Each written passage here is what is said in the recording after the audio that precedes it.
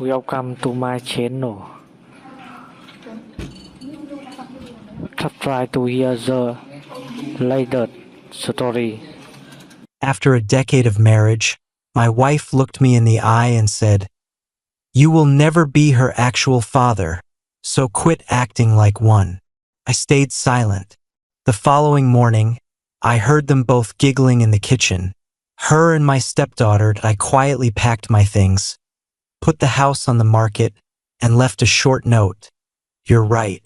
I'm not her real father, and you two are not my real family. 10 years of a man's life wiped out by one sentence. 10 years of making school lunches, checking homework, attending every parent-teacher meeting, teaching a little girl how to balance on two wheels. Gone in an instant. It all ended last Tuesday. Karen and I had a small argument about Ashley, our 17-year-old. She wanted to spend an entire weekend at a party 3 hours away. I said no. It was a school night. I didn't know the family hosting, nothing unusual for a father. Karen disagreed strongly. We were standing in the kitchen. I had completely renovated myself 3 years earlier. She folded her arms, gave me that icy stare I had seen more and more lately, and let the words drop like stones. "You'll never be her real dad. Stop pretending."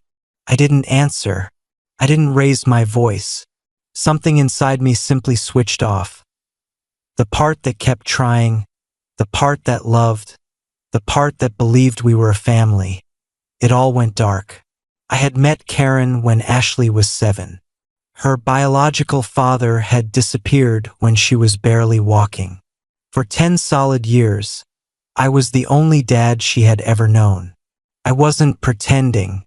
I was simply being a father. I turned, walked out to my garage workshop, and spent hours sorting nails, wiping down tools, letting the truth settle.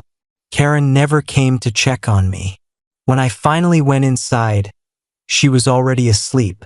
I took the couch. Early the next morning, I woke to the sound of laughter coming from the kitchen. Not soft chuckles, loud, sharp, mocking laughter. I crept closer and listened. "I can't believe you finally told him to his face," Ashley said, practically squealing with delight. "Mom, the look he had, priceless." "Well, it's the truth," Karen answered, and they both burst out laughing again. He needed to hear it. All his rules, his lectures, acting like he has any authority. He's just the guy who pays for everything. That was the moment the coffin closed. It wasn't only Karen. It was both of them. 10 years of my time, my money, my heart, reduced to a running joke and an open wallet. That I walked back to the living room feeling strangely calm. The anger was gone. I was simply finished. That I went upstairs, pulled 2 old army duffels from the closet, and started filling them. My clothes, my toiletries, the framed photos of my own parents. I left everything else. I left the pictures from Ashley's first dance recital. Left the world's best bonus dad mug she gave me one Father's Day. Those things felt poison now. While packing, I called a realtor I knew, Tom. Told him I needed the house listed immediately and sold fast. He was surprised but said he could have paperwork ready that afternoon and a sign in the yard by sunrise. Perfect. The house was solely in my name. I had bought it and paid down half the mortgage long before I ever met Karen. My attorney had insisted on a prenup she once called insulting, but signed anyway. She was about to learn why that document mattered. I carried the bags downstairs. The house was empty. They had already left for work and school. I found a notepad, wrote 7 words, and placed the note exactly where they had laughed about me an hour earlier. "You're right, I'm not her real dad, and you're not my real family." I walked out, locked the door behind me, and never looked back. I drove to the little office I rented for my contracting company and sat in the parking lot for a long while. Then I got busy. Called my lawyer, told him it was happening. He said, "Good. About damn time." I opened a new private bank account and rerouted my paycheck. moved every dollar I had earned before the marriage into it. Left the joint account with exactly 1 month of bill money. After that, she was on her own. That afternoon I met Tom and signed the listing agreement. He promised the sign would be hammered into the lawn before anyone woke up the next day. For the first time in 10 years, I felt light. The first texts came around right after Ashley got home from school. A photo of my note with, "What the hell is this?" I didn't reply, and an hour later Karen blew up my phone. 7 voicemails in a row. Anger, confusion, bargaining, panic that I let them all go unanswered. The next morning at 7 a.m. sharp, the screaming started. "There is a for sale sign in our yard, John. What have you done?" I picked up, voice completely level. "It's not our yard, Karen. It's my yard. And I'm selling my house. You can't do this. We live here. This is our home." "No, it's my home. You were just staying in it. You have 30 to 60 days, depending on how fast it closes. Start looking." She threatened lawyers, lawsuits, everything under the sun. I told her to have her attorney read the prenup, specifically the part about separate property, and hung up. Blocked her number. Blocked Ashley's number. Her mother Eileen called that afternoon and unloaded the heartless monster abandoning his family routine. I corrected her. "I don't have a family there anymore, Eileen. I have a woman and a teenager who laughed about me being an ATM. I'm done bankrolling the joke." A few days later, a thick, official-looking email arrived from Karen's new lawyer, demanding I pull the house off the market, restore her access to accounts, pay her legal fees, compensate for emotional damage. Pure fantasy. My attorney fired back a 2-page response with the prenup highlighted in yellow and a single closing line. Further attempts to claim my client's separate property will be met with sanctions. The threats stopped cold. The house sold in 8 days, cash offer $20,000 over asking. Closing set for 45 days out. Then Ashley slid into my DMs. No apology, just a bullet point list. "You owe me the college fund you promised, keep paying my car note, my phone is on your plan. Don't you dare remove me." Stared at the screen, almost impressed by the audacity. I wrote back one line, "Ashley, I am not your real dad. Talk to your mother about money. That's what real families do." She responded with a paragraph of insults. I screenshotted it, sent it to Karen with the caption, "Proud of your parenting," then blocked her everywhere. Through a mutual friend, I heard Karen was frantically apartment hunting while still touring places way above her new budget. Reality was finally knocking. The day of closing, I signed in my lawyer's office. Money wired, fees paid, and a check cut to Karen for her exact legal share of marital assets. Decent money, enough for a small condo down payment or a couple years' rent, but not the jackpot she expected. Divorce papers went out with the check by courier. I never had to see her again. That night in my new bare apartment, mattress on the floor, a couple of boxes. My phone rang from an unknown number. It was Karen, voice small and broken. "I got the check. Is this really it, John? 10 years over one stupid fight."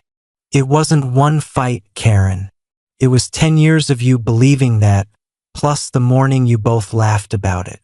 The marriage didn't end that day. It just became honest." She cried. Talked about tiny apartments and Ashley having to go to community college. "You ruined our lives. No, you ruined your own safety net. Goodbye." Blocked the new number. A month later, a rough male voice asked if I was John. "This is Rick, Ashley's biological father." Karen tracked me down, told me some wild stories. I want to hear what actually happened. I agreed to meet, public place, my friend Mark watching from the next booth. Rick was a long-haul trucker, weathered but straight-eyed. Karen had painted me as an abusive tyrant who threw them into the street. Rick did his own homework first, asked around town, heard I was solid. I laid everything out, showed him the texts. He shook his head the whole time. I was a piece of crap dad, he said. I own that, but I never pretended to be anything else. What they did to you after you raised my kid for a decade, that's low. He had no interest in getting back with Karen. He just wanted to meet Ashley, maybe set her straight. A week later he called again. Said Ashley screamed at him too, called him a deadbeat and a fake dad, told him to get lost. Same script, new target. Karen's final play was trying to torpedo my business. She left a hysterical voicemail with my biggest client claiming I was unstable and mid-divorce meltdown. My client Diana called me herself, laughing almost. I've heard bitter ex-wives before, John. Keep building. We're good. Last I heard, Karen and Ashley share a cramped two-bedroom across town. Karen picked up night shifts waitressing. Ashley flips burgers to save for community college. Rick wires her small checks with a post-it that reads, "This is what happens when you burn good people." I ran into Karen once at the supermarket with the new boyfriend. She looked older. Our eyes met. She opened her mouth like she might speak. I gave a polite nod and pushed my cart the other way. Felt nothing. 6 months later, the new boyfriend, Dave, called my office, desperate for 5 minutes and a beer. Same story, different chapter. Met Karen on an app, heard the evil ex-husband's sob story, started bankrolling her lifestyle, discovered credit cards opened in his name, maxed out. He had talked to Sarah, learned the truth, wanted confirmation he wasn't crazy, that I told him exactly who she is. Told him the only way out is to cut the money and brace for war. He thanked me like a drowning man, handed a rope. A few months after that, Ashley texted from a new number. Long message. First time she ever came close to an apology.